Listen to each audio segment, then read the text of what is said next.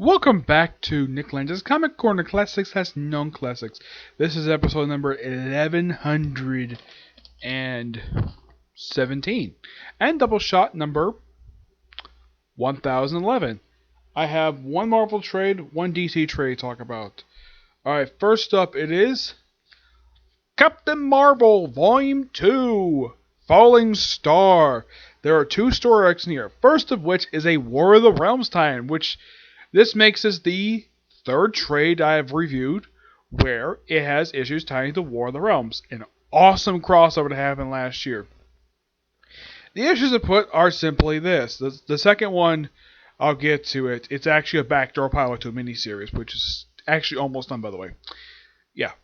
The actual book itself is simply this. Basically, you have the Black Widow and Doctor Strange in South America fighting the Enchantress, and they're having trouble. So what do? They call up Captain Marvel to help them deal with the Enchantress. I'm like, really?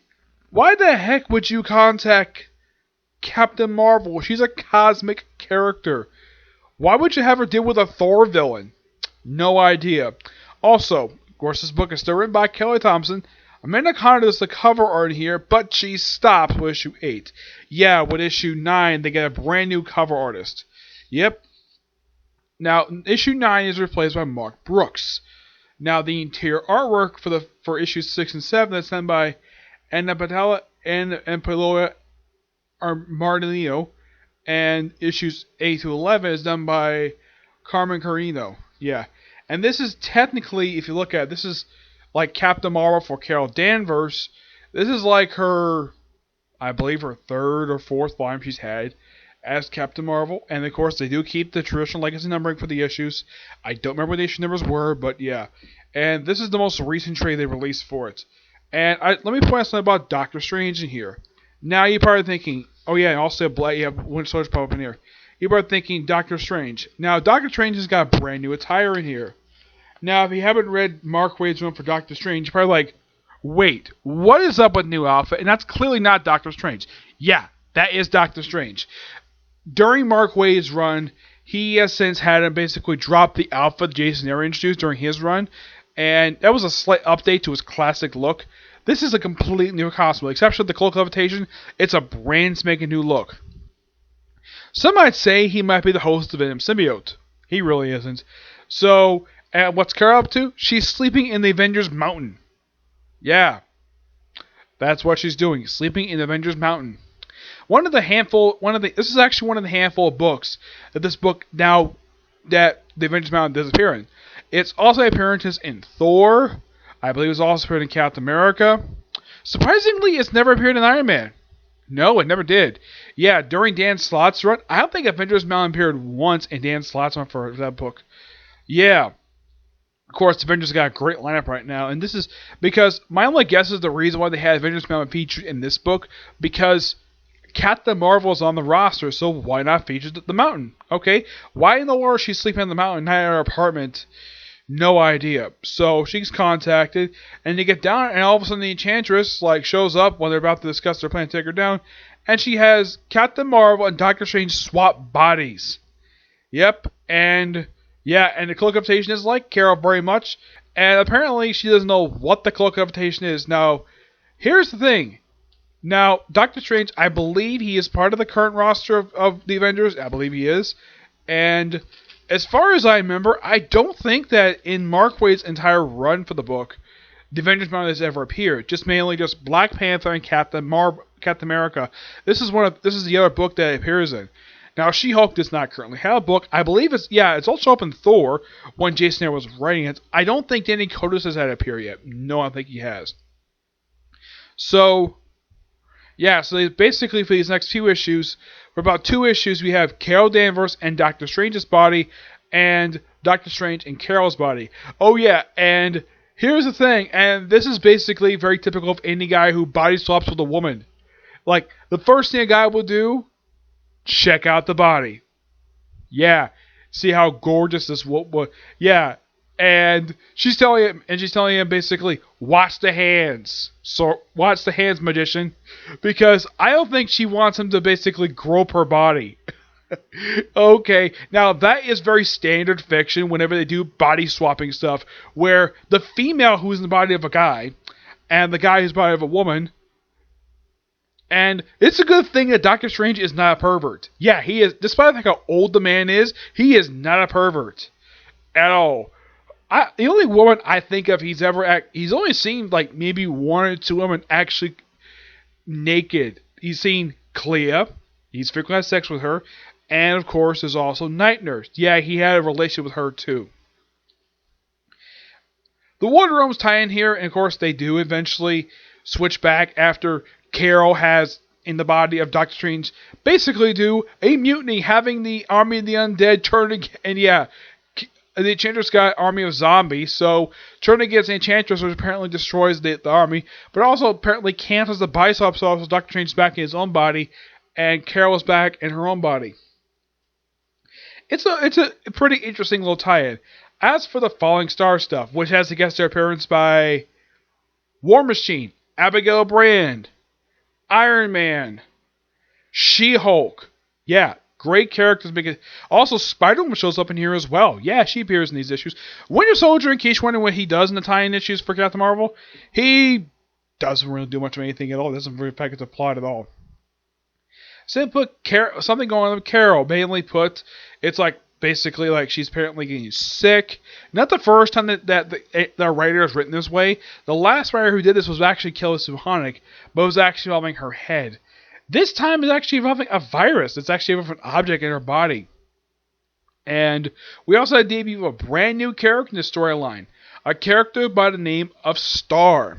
Yep, an original superhero. And in case you're wondering, what in the world does this character look like? And yes, this character does have her own mini-series right now. Let me show her off here. Yeah. Because this storyline is her debut appearance. And it's something, though, that... Okay, here's Star, right here. Yep, here is Star, which... When you look at her, she looks like a carbon copy, appearance-wise, of Carol Danvers. Blonde hair, mask. The suit is very similar to Carol's classic attire when she was in her first Captain Marvel costume, but she's got a cape.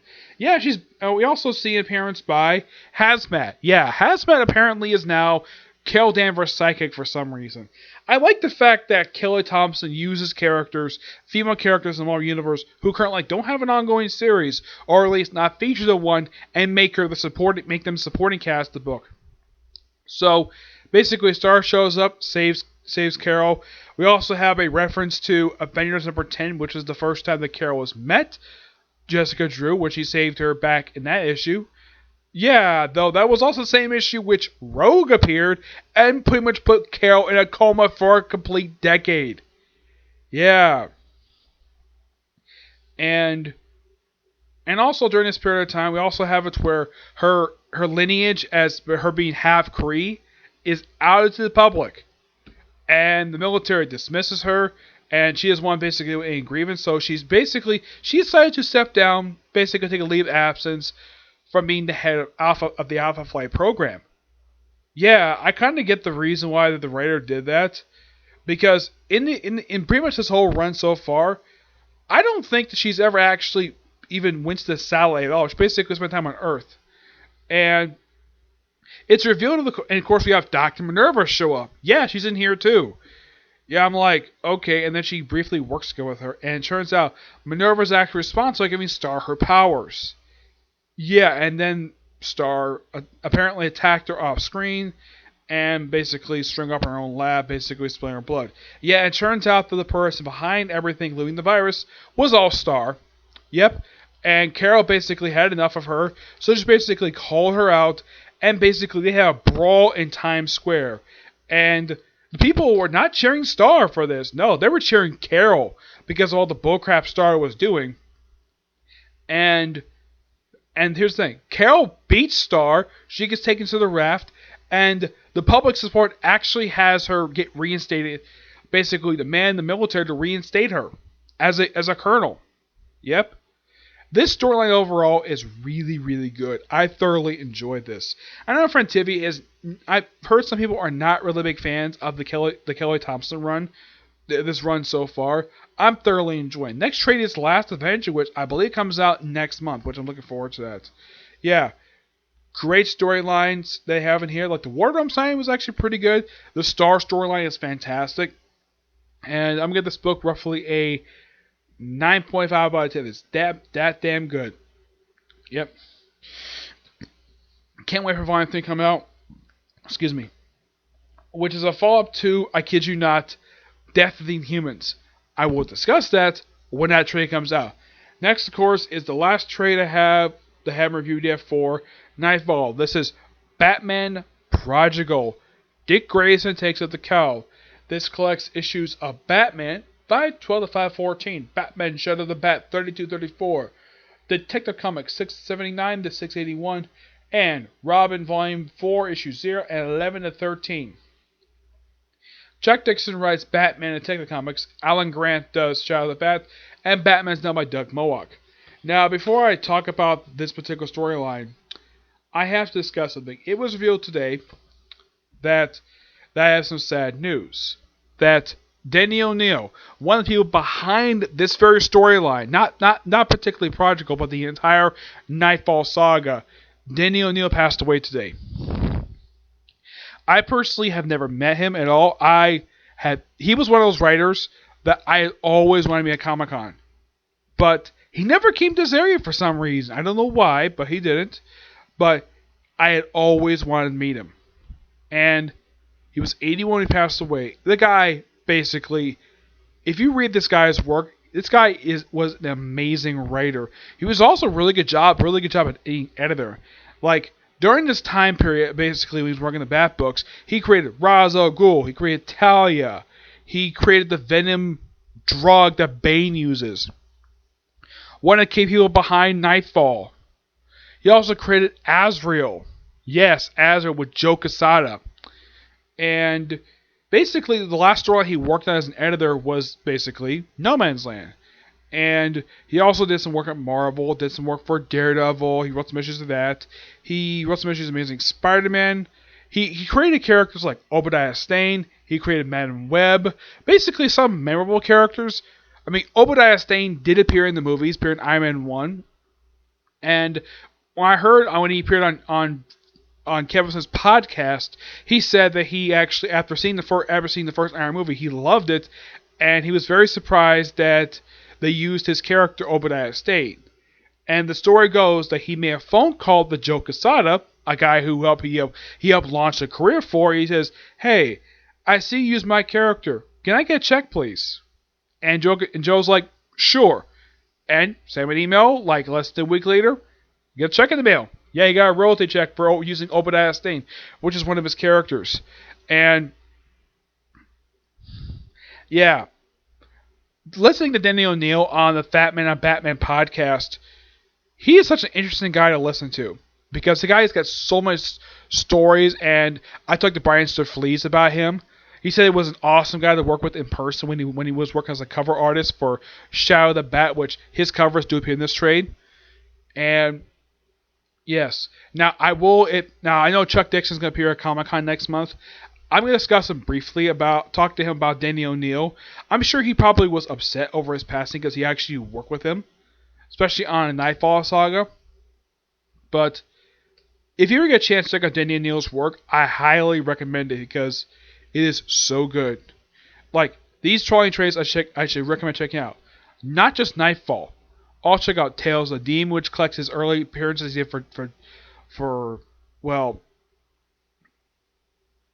Batman. He worked to create Ra's al Ghul. There's also the Ironmonger storyline, which does collect a trade from Iron Man. I'm trying to think though, what other storylines did he do? What other collecting trade that he worked on? I do recommend getting the Azrael trade, the first line, which he did write that. That's one of the handful. There's also like Gordon of Gotham. He wrote a couple miniseries in that trade. But there's plenty of trades out there that collect the man's work. And not much else to say. The guy was an awesome writer to read me. Basically read about. I mean, he did do like last year for the holiday special. He did his first he wrote his first story in like 9 years because 2010 when he did one of the stories for Batman 713. That was actually the last time he ever did a single comic book. Actually, it was a comic book just before that. He did I think it was like 600, and I think it was like 864. I think it was issue he wrote. That was the last comic he did for 9 years, and last year he did the holiday special. Now there's a Joker story, Joker one shot that came out I think just this week. That actually published his last official story he did, and it is quite shocking to lose him because it was just a few years ago we lost Lean Ween and Bernie Wrightstein. I think it was. We've also lost in the past 2 years life from those two guys. We've also lost Stan Lee, Steve Ditko. Great people. Of all these people that have basically since passed away, I've only met one, Bernie Wrightstein. He was an awesome meeting person. I kind of wish some of these writers I really met in person, or writers and artists I met in person before they passed away. I've met Neil Adams. Awesome guy to meet in person. And I talked to him once about Denny, but if I get a chance to talk to him again, I'm sure he probably have plenty of stuff to talk about when it comes to Denny. Alright. That's my say about Denny's work. Awesome writer and great editor from what I've heard. Okay? Now I'll talk about Prodigal. Prodigal is a storyline which has Dick Grayson don the mantle of Batman. Now you're probably thinking, wait, this is too early in his career to be Batman. Because, wait, didn't he assume Batman back in 2009? Yes, but he assumed it here first. Now, this is not the first time this particular story has been collected trade. There is a Batman Prodigal trade, which has a different cover to this one. Also, when I got this from the Barnes & Noble website, and this is not the cover I saw on there. No. Believe it or not, it was actually a different cover. Yeah, for some reason they said swap covers on me. It was not actually the correct cover. Yeah, I'm not really sure why this was. Yeah. Excuse me. It was, let's see here. If I can find it. It was covered to Batman 514. Yeah, that was the cover that I saw online. Yeah, it was this cover right here. This is the cover that I saw online that they use as the cover image for this particular trade. Now, with this particular storyline, it's basically Dick Grayson as Batman working with Tim Drake when he was Robin, despite what the Scott Lobdell did with the character, where he's, oh yeah, he wasn't Robin during this time, he was Red Robin. I still thought that was stupid. I never discussed that with him when I talked to Scott Lobdell. Yeah, I didn't discuss much about his Teen Titans run because, well, there may be some stuff I didn't like about it, but I don't think he's a terrible writer. It's just that he probably is told to do what he's supposed to do anyways. Currently, he's doing Red Hood and the Outlaws. Yeah, but Dick Grayson takes up the cowl, and he's only Batman just for the storyline. He does returns to character a couple times. I mean, not only in 2009 and 2011, he also returned to character actually just recently to being Batman. It was actually during a brief storyline in the pages of Tom King's Batman for a couple issues when Bruce Wayne had to sit on a jury. Dick Grayson stepped in to be Batman for a few issues, and Jim Gordon right pointed, hey, you're not the regular Batman. You're the other guy. He has no problem with him. He didn't like John Paul Valley. Yep. So, Dick Grayson takes over as Batman, and mostly put in the storyline, he just takes on Two-Face. Takes on Killer Croc at the start of it, but mostly put, he just takes on Two-Face. The entire storyline. Heck, there's even a character called Harvey Kent. Now you're probably thinking, who is Harvey Kent? Well, there is a reason why this character exists, why he is separate from Two-Face. Because here's the thing, the Golden Age version of Two-Face, he was originally called Harvey Kent. His name was changed to Dent. There's actually a reason for that. And the reason I've heard, the reason why they changed his name, so that people won't think that we have a Batman villain who's distant relative of Superman. Yeah, that was the only reason why I changed his name. And it's something that they gave this character the name of the Golden Age version of Two-Face, who technically is the Two-Face we have today. And, like, one of his imposters has shown up occasionally, but that's simply it when it comes to Two-Face. But yeah, basically just take on Two-Face. And I gotta hand it to Chuck Dixon and Alan Grant and Doug Moak. This storyline is fantastic thing to read. I mean, thing starts out, the prelude is actually in Robin number 0. That's where the storyline starts. It actually ends in Robin 13. I mean, this is the read order for this thing. First is Robin number 0. Now, I should point out the artwork in these issues. Now, you have Tom Grummett, Mike Grosovich, Brett Belivens, Lee Weeks, Phil Jimenez, Graham Nolan, M.D. Bright, John Carney, Rod Wagner. Yep. Now, for Shadow of the Bat, the cover art for that one is done by Brian Flees. For Robin, for his issues, is done by Tom Grummett. Yeah. Robin 0 preludes the storyline which has Dick Grayson goes Batman, because Bruce Wayne, despite the fact he took back the mantle of the Bat from John Paul Valley, he's there but not fully there. Basically, just a fill-in. We actually start in Batman 512. That's part 1. I think like part 2. Part 2 is Shadow of the Bat 32. That's part 2. Oh yeah, also takes on Ventriloquist and Scarface in here. Because why not? Part 3 is from Detective Comics 679, where he takes on the Ratcatcher, who was an Alan Grant character. Yes. Alan Grant character, and it's written by Chuck Dixon. Yeah. Though the artwork in here is done by Lee Weeks. Yeah, I'm not really sure why this issue is done by 2 different artists, but I guess to get the book out on time. That's just my personal guess. Part 4 is done from Robin number 11. Here's part 4 for Robin number 11. Part 5 is from Batman set 513. Yep.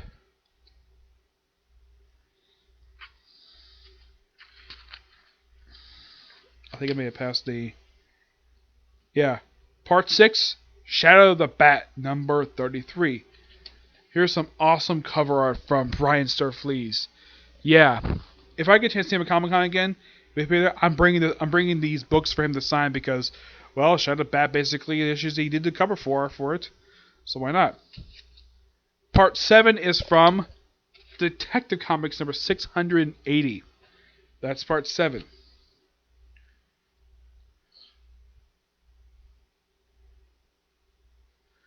Part 8, Robin number 12. Part 9. We also get introduced to a woman by the name of... Not Arena. There's actually a woman who actually, her name is Dana Winters. This beautiful woman right here. Yeah, this woman would basically later become Tim Drake's stepmother, because she starts dating Tim Drake's father, Jack Drake, and these two become married. Now, I don't know if this woman ever gave him kids or not, because, well, Jack Drake got killed in Identity Crisis. 514, which is the cover, basically used that Barnes Noble. That's from Batman. That's part 9 for the storyline. We also have appearance by KG Beast, who has got a bit thinner since he's been in prison. Yeah, because when you see like his early appearances, he's almost as big as Bane. But here he's like trimmed down. No idea why, but he is. Yep. Part 10, Shadow of the Bat number 34.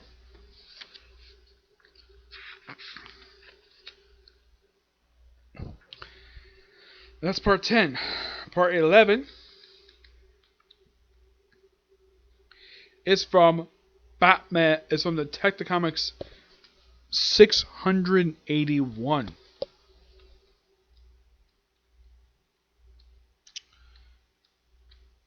The finale for this storyline is done in Robin number 13. There's the cover art for it. And it's great to see. Now, anybody can tell Dick Grayson has potential to have his time as like a starring character in a book. This probably would cause DC to give his own spin-off book after this event wrapped up. And at the end of this, Bruce Wayne comes back saying, I'm well enough, I'll take the mantle. And Dick Grayson's like, after having a serious talk with him, he's like, yeah, okay. And he gives it the bat. And then at the end of the storyline, we have Bruce Wayne putting on a brand new costume. Now, the costume itself wouldn't make his full debut until the start of the next storyline, Traka. Now, I've already reviewed Traka, so I'll spoil it here. That costume is a costume that was based upon the Tim Burton Batman movies, and that costume was designed by the late Jim Aparo. Yeah, he designed the comic version of that awesome costume. And the costume itself was known for being bulletproof, because the Bat costume's never been known for being bulletproof. So, yeah, and it's meant to keep Batman stable.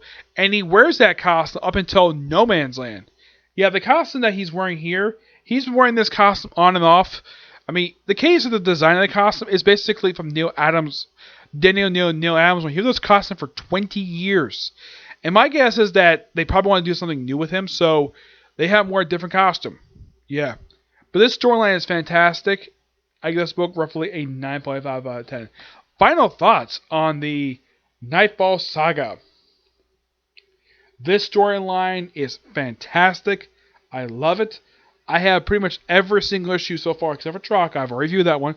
So yeah, so it's a good idea to review to give my final thoughts on this one. This is by far the 4th major crossover I've done that is basically spread out more than just a couple books. Aside from this particular event, these following events I've done aside from this one. I've done Death of Return of Superman, The Clone Saga, and Age of Apocalypse. Yeah. And the only storylines I haven't done yet that basically is spread out over the course of multiple books is No Man's Land and Onslaught. Those two I can think of the only ones left. Because everything else mostly been collected in 1 or 2 trades at most. But if you're a Batman fan, I do recommend check out Nightfall because it is that damn good. Yep. My personal guess is the reason why. Now, I do have a theory. I don't know what the actual reason was. I'll ask Sean Texan about this when I see him next month. Of why this storyline happened. My guess is that DC wanted to do an experiment to see if Dick Grayson can hold his own as a starring character in an ongoing series. That probably would cause him to give his own title as Nightwing. And that's probably the reason why for that. And they probably want to continue the whole thing of basically the books being interconnected for this storyline and the following one, and eventually go back to the way things were before Nightfall happened. Yeah, but not much else to say about Nightfall and this particular trade here. Okay, so that's it for this particular review. My next review probably will happen today, and that'll be the first review for Dragon Ball GT. Okay, see you next video. Bye.